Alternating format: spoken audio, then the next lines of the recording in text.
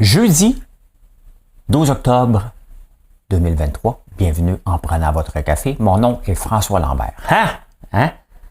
Je l'ai eu, là, je suis professionnel. Je vais vous parler de Bernard qui a la solution pour les gens qui n'envoient pas les enfants dans leur école secondaire du quartier. Il a trouvé la solution, mon Bernard. On va parler de ça. Quand l'Ozempic contrôle un pays, Taylor Swift aussi contrôle un pays, et Beyoncé, ces trois personnes-là sont capables de faire changer le PIB d'un pays comme ça. On va parler des franchises petites frettes encore une fois. Ils sont toujours dans les journaux. Pour les bonnes et des fois les mauvaises raisons, Pepsi a rassuré les marchés, mais attention, Louis Vuitton va un petit peu moins bien aussi. Ah oui, elle gagne une gageure au bingo, puis elle décide de manger des marshmallows. Jusque-là, moi je trouve ça super intéressant, mais vous allez voir tantôt pourquoi ça l'est moins.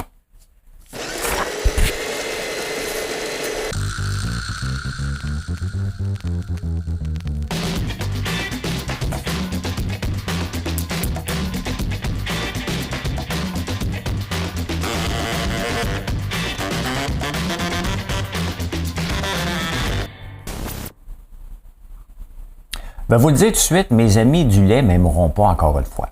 La Commission canadienne du lait veut augmenter le prix du lait de 1,8 %. On l'a augmenté beaucoup. Les denrées qui impactent l'inflation ont monté beaucoup. Et ici, on a une gestion de l'offre. Et ça sert qui? Ça sert les producteurs. That's it, that's all. Là. Ça sert aucunement la population d'avoir des quotas de la gestion de l'offre. Dites-vous pas que c'est pour nous autres, c'est pour eux, tout simplement. Et le prix du beurre a diminué de beaucoup. En Europe, le prix du beurre diminue maintenant de façon drastique. Ici, on pense l'augmenter. Tu sais, François-Philippe Champagne vient de rencontrer les 5 grands supermarchés, puis il a dit « Hey, on est contre la collusion si vous montez les prix, mais si vous descendez les prix, on est pour la collusion. » Parce que c'est ça qui se passe, on veut contrôler les prix. Donc, ils se rencontrent puis ils parlent ensemble. Puis s'ils le faisaient pour contrôler les prix, on les dirait que collusion, on les emmènera en cours. Mais là, on veut augmenter les prix. C'est-tu le temps que François-Philippe Champagne mette son pied à terre et dit non, vous allez diminuer les prix du lait. Parce qu'ici, puisqu'on est protégé de tout, regardez ça.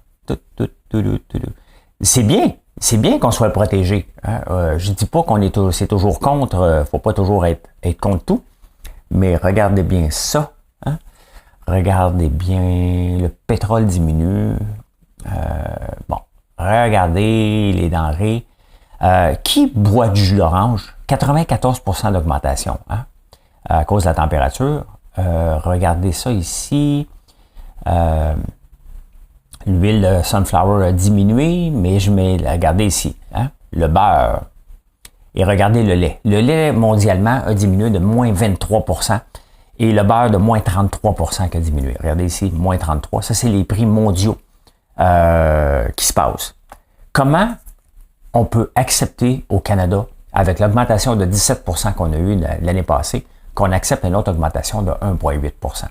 Ça, c'est le prix payé aux producteurs. C'est 1,8%. Tout le monde va prendre sa cote en passant. Puis à la fin, ça va finir avec un autre 10% d'augmentation.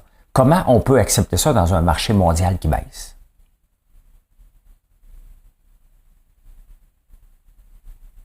Là, vous dites, il n'y a plus de ça, Ben non, je réfléchis.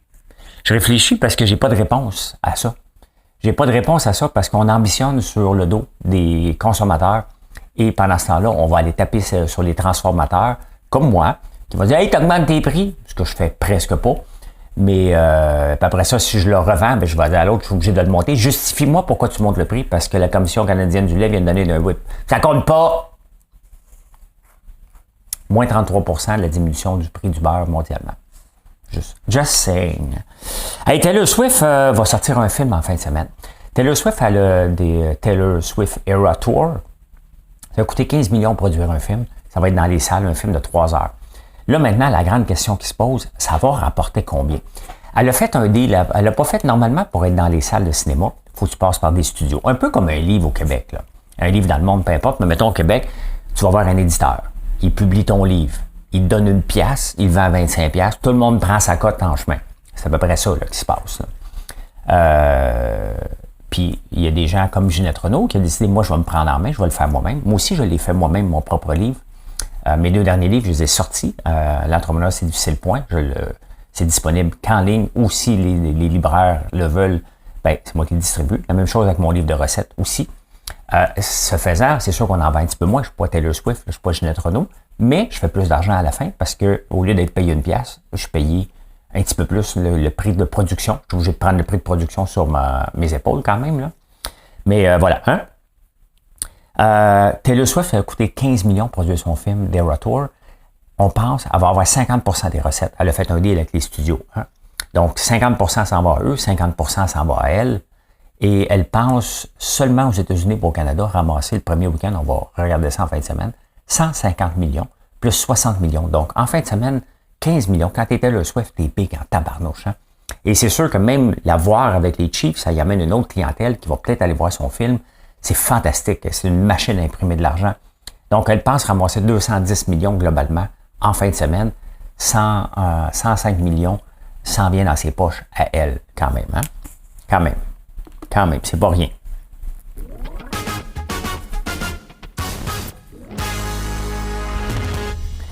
Les nouvelles aujourd'hui, moi, depuis quelques jours, on va en parler moins. Dans une semaine, on va prendre ça presque malheureusement, comme un peu la guerre en Ukraine, mais c'est difficile en ce moment de trouver des nouvelles dans les journaux. Tout est sur le conflit qui se passe en ce moment au Moyen-Orient. Donc, c'est pas le genre de nouvelles que je parle parce que c'est un débat sans fin, puis moi, je donne mon opinion sur les business. C'est ça qui m'intéresse, la business. Au Québec, en parlant de business, les associations de transport collectif, donc les STM, STQ, puis celui de votre ville aussi, vont se rencontrer. Et là, ils ont des demandes pour le gouvernement. Hein? Le gouvernement, j'ai bien aimé l'autre jour, lorsque les villes voulaient avoir plus d'argent, la ministre, je ne sais pas laquelle, a dit « Commencez par gérer votre affaire avant d'en demander ». Je pense que les sociétés de transport vont devoir, à un moment donné, regarder comment gérer une entreprise. Et c'est là que ça me ramène à ce qui se passe en France pour 2025, qui est de privatiser les sociétés de transport. Je pense qu'on est rendu là. Ils essaient tout le temps de trouver des solutions, mais pour avoir plus d'argent. Hey, on va se mettre ensemble, on va demander plus d'argent. De l'argent, il y en a tout le temps dans les entreprises. Tout le temps. Il faut contrôler les coûts. Il y a une limite. Regardez, moi, je vis dans ce monde-là. J'ai une limite à ce que je peux monter mes prix. Il me reste une seule affaire, contrôler mes coûts et être plus efficace. C'est ce que François Legault demande. C'est ce que Fitzgibbon demande aux entreprises d'être plus productives. Donc, plus productif, ça ne veut pas dire des robots. Ça veut dire être plus efficace aussi dans notre façon de faire des choses. C'est la seule manière que je peux rester rentable comme entreprise en étant plus efficace, tout en espérant avoir une augmentation du chiffre d'affaires. Le chiffre d'affaires des sociétés de transport a diminué parce que les gens travaillent de la maison. Donc, pourquoi mettre de l'argent supplémentaire? Oui, il faut accepter une diminution de service. C'est bien évident, là. Il y a moins de monde dans les autobus. Donc, est-ce que c'est la fin du monde qui passe aux 10 minutes ou aux 15 minutes ou aux 20 minutes? Bien là, à un moment donné, c'est un choix financier qu'on doit prendre. Là. Il y a tellement de choses à faire que peut-être qu'on ne peut pas tout mettre l'argent qu'ils veulent avoir, mais ils vont se rencontrer pour demander plus d'argent. Moi, je suis le ministre des Transports qui s'occupe de ça. Je dirais, fais donc ton travail à mal chialer. Hein? Je vous allez me dire que je radote avec le garage de la STM à 650 millions, là, mais c'est un maudit bon exemple de l'abus des dépenses qu'on fait. Hein? Si c'était privé, il n'y aurait pas de ça. Les routes seraient privées. Hein? Vous allez me dire, ça se fait pas. La plupart des routes qu'on déneige l'hiver et qu'on sable et qu'on s'occupe, c'est tous des entrepreneurs séparés. Ça se fait pour le transport aussi. Hein? Les mêmes autobus, faut que tu respectes. Puis, that's it, hein? C'est des conditions de travail, pas des conditions de travail, des conditions de respect des horaires après. Tu es payé après. Regardez les entreprises qui utilisaient des services comme les miens de centre d'appel. C'est exactement la même affaire. Ils peuvent prendre les appels, ils les envoient en outsourcing. On est rendu là pour être plus efficace. Et c'est ça qu'on aimerait voir. Ça se fera pas, là. Ça se fera pas. Mais moi, ce que je leur dirais, si j'étais ministre, je leur dirais ça. Hein? Avez-vous pensé à la privatisation? Ouf! Vous voyez pourquoi je me lance pas en politique? Mes idées passeraient jamais. Je devrais te présenter avec Duhem. Duhem, il propose ça. Vous entendez très bien que ça ne m'intéresse pas pantoute, Duhem, et encore moins la politique. Le magasinage des écoles secondaires, hier, on en a parlé. Les parents décident de ne pas envoyer dans certains secteurs, de ne pas envoyer leurs enfants dans l'école de quartier secondaire. Ils décident de les envoyer ailleurs. Et Bernard Drinville a eu la solution. Puis 30% des gens vont à l'école privée. Ça, c'est un symptôme d'un système qui ne marche pas, d'un système qui ne remplit pas nos besoins, qui ne nous satisfait pas. C'est ça que ça veut. Quand on voit les statistiques comme ça, c'est que le système qu'on nous propose ne marche pas. Quelle est la solution de Bernard?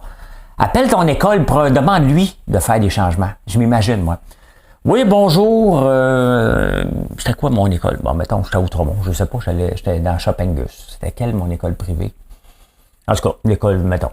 Allô, oui, bonjour, mon nom est François Lambert. Bonjour, monsieur Lambert. Oui, écoute, j'ai un garçon qui est en 6e année. Il s'en vient en secondaire 1 l'année prochaine. Il aimerait ça, lui, que la classe soit différente. J'aimerais ça en parler avec vous. Hein?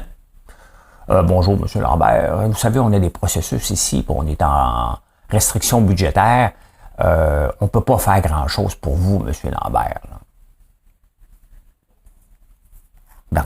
Bernard, quel ministre incompétent. Hein? Quel ministre incompétent qui comprend. Au lieu de dire, hey, regarde, il y a un symptôme, on va analyser ce qui se passe. Pourquoi?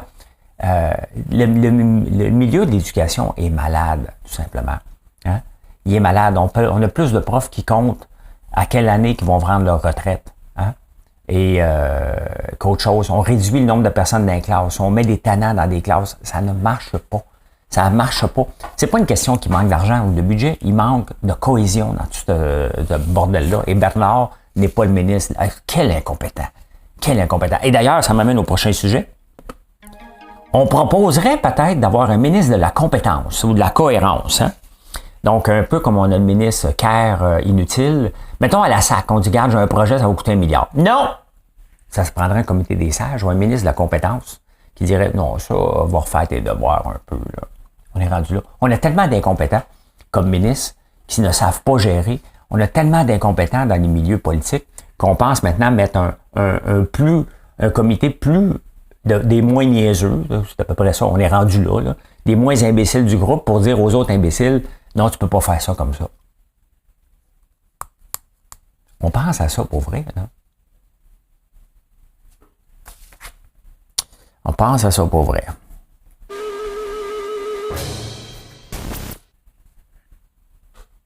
Ça, c'est comme quand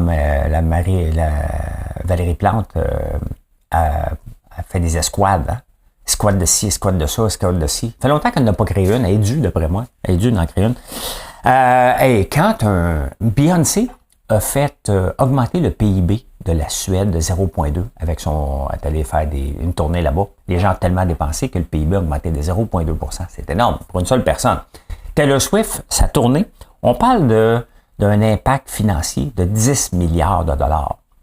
Des Taylor Swift Era Tour, 10 milliards de dollars. Partout où qu'elle passe, elle fait augmenter l'inflation. Fait que, tu sais, Taylor Swift, là, t'en veux pas dans ta ville. L'inflation va aller dans le tapis, tout simplement. Hein? Et toutes les dépenses discrétionnaires des gens, parce qu'on a tout un budget, mettons, spectacle ou discrétionnaire, ça en va tout vers Taylor Swift, puis il en reste plus pour les autres. Donc, c'est un vacuum. Hein? Ben, il y a une autre entreprise, puis j'en ai parlé plusieurs fois, Novo Nordisk, c'est ceux qui sont derrière Ozempic. Et la demande est tellement grande maintenant que même Walmart a commencé à avoir des impacts dans les habitudes d'achat des clients. Hein? Parce qu'Ozempic te coupe la faim, bien entendu, c'était fait pour contrer le diabète, mais ça a eu des impacts sur le poids. Il y en a une autre pilule aussi, une autre piqûre là, qui, j'ai oublié le nom, Waverly, je pense, qui est bonne aussi de cette compagnie-là. Les revenus d'Ozempic, de Novo Nordisk, sont plus grands que le PIB du Danemark. C'est une compagnie du Danemark. Donc, on parle de 410 milliards de revenus. C'est énorme, hein? Et c'est juste le début. Là. On n'entendait pas parler d'Ozempic il y a 2-3 ans. Là. Donc, c'est juste le début. Et le PIB du Danemark est 410 milliards. Donc, au point de vue revenu, voyons, PIB plus grand que... C'est ça. C'est complètement fou. On parle de 100 milliards d'impact sur le PIB. C'est énorme. C'est un danger pour n'importe quelle entreprise. On est content. Hein? Le Canada, en 2008, était un pays producteur de pétrole. Donc, un peu, le Danemark risque de souffrir un peu du mal hollandais quand toute l'économie d'un seul pays s'en va vers une seule direction. Ça crée des vacuums ailleurs, mais en attendant, quelle manne incroyable. Mais Walmart voit que les gens, maintenant, snackent moins. Il y a des gens qui regardent leur pantry, puis ils voient des prédulles, puis tout ça, puis ils disent, ben, j'en mange plus. C'est ça que ça le fait. Donc, les gens les entreprises doivent s'adapter à ça, tout simplement. Donc, ben, voilà. Hein? Intéressant. Au bout. Finance. Je l'annonce. Je mets l'annonce, puis je l'annonce.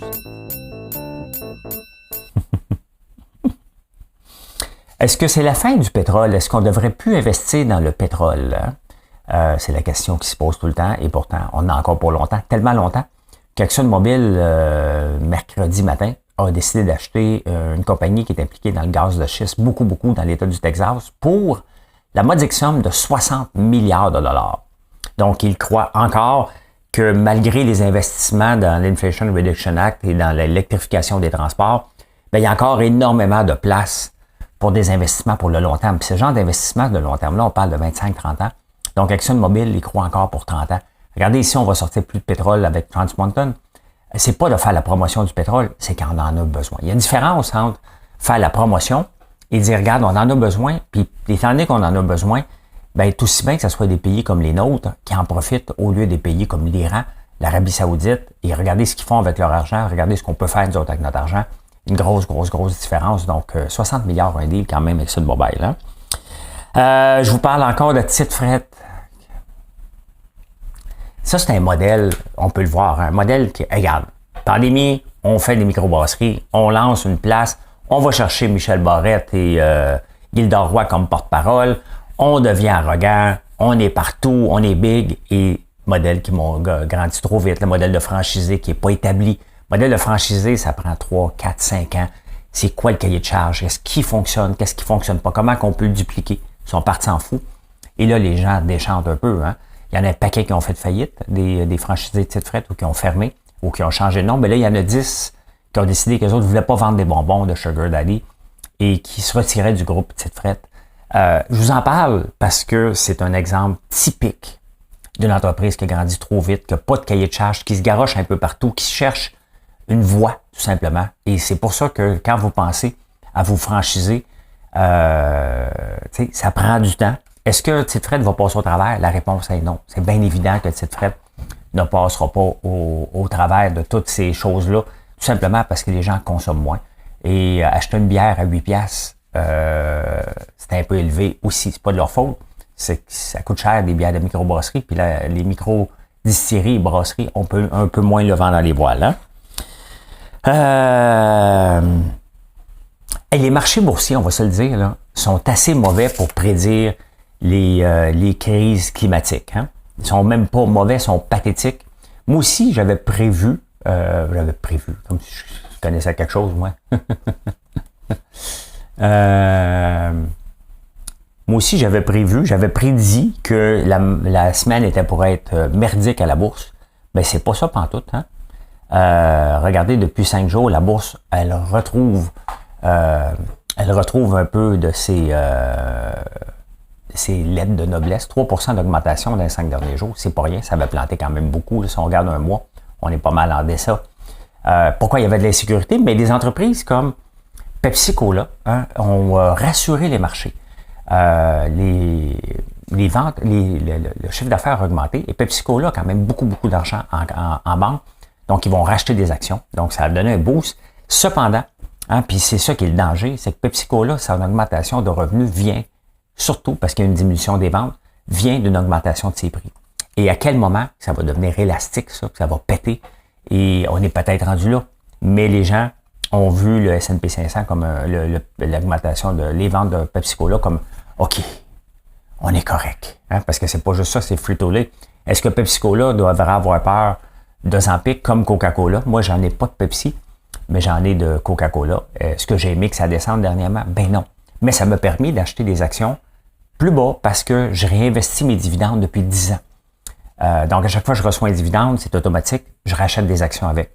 Donc, au lieu de le prendre, le dividende, je le réinvestis, puis dans plusieurs années, ben cet impact-là va avoir de l'allure. C'est sûr que je suis imposé directement là-dessus, mais c'est quand même, PepsiCo a rassuré les marchés. Hein? Louis Vuitton, qui avait le vent dans les voiles, mais littéralement,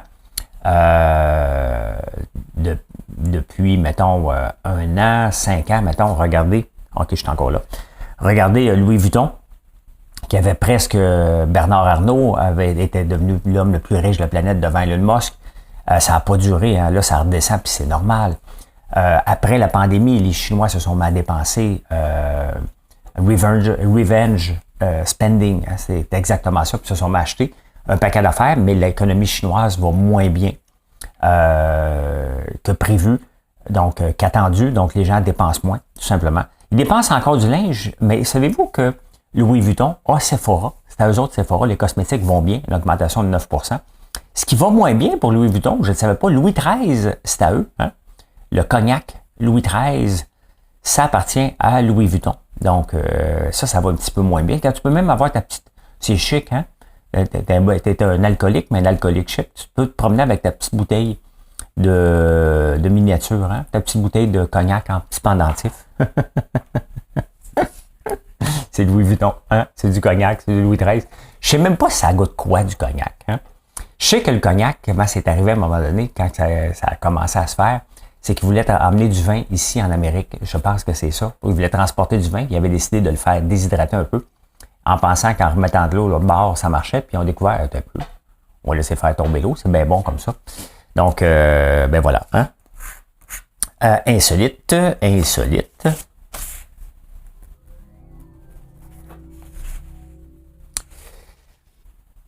Vous savez, à Québec, on parle tout le temps du troisième lien. Hein? C'était enterré, le troisième lien, pas enterré en dessous du fleuve. C'était fini. Hein? Bernard avait pleuré. Puis là, on le rouvre. Hein? Éric Duhem sort parce que là, il y a de la viande. Éric sort juste quand il y a un peu de viande à mordre. Là, c'est un peu comme un hyène, Éric Duhem.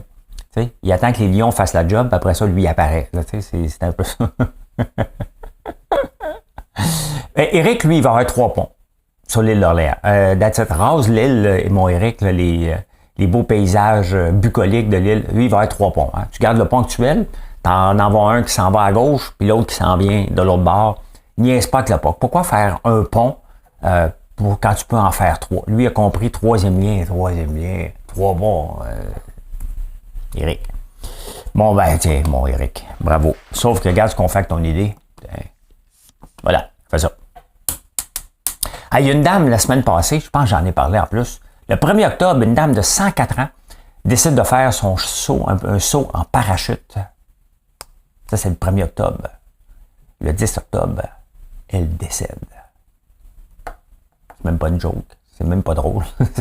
D'après moi, elle s'est dit, comme nous autres des fois, ah ben là, hein, ma vie est faite, là, j'ai sauté en parachute, sauf que c'est arrivé vrai pour elle. Hein. Ah, il y a une autre affaire. Il y a une madame qui gagne un bingo dans le coin à Londres. Et je ne sais pas comment le lien s'est fait, mais en gagnant son bingo, elle est allée chercher sa carte. J'ai gagné! Bingo! Tu sais, le bingo, là.